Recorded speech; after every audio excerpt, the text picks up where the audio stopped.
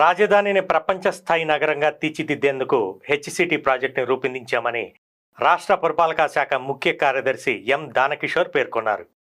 పై వంతెనలు, అండర్ పాస్లకు సంబంధించిన 23 అభివృద్ధి పనులకు రాష్ట్ర ప్రభుత్వం ఇటీవల 6,000 కోట్లు కేటాయిస్తూ పరిపాలనా అనుమతులు ఇచ్చిందని ఆయన గుర్తు చేశారు.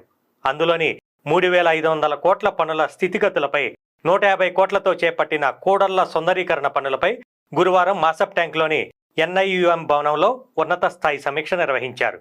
జిహెచ్ఎంసీ కమిషనర్ ఎలంబర్తి, ట్రాఫిక్ అదనపు CP Vishwaprasad, TGSP DCL MD Musharraf Ali, Jalamandali MD Ashok Reddy, Khairatabad zonal commissioner Anurag Jayanti, traffic joint CP Joel Davis, Jalamandali ED Mayank Mittal, ప్రజారోగ్య శాఖ ఈఎన్సీ దేవానంద్, నగర ప్రణాళికాధికారి శ్రీనివాస్ తదితరులకు ఆయన మార్గదర్శకం చేశారు.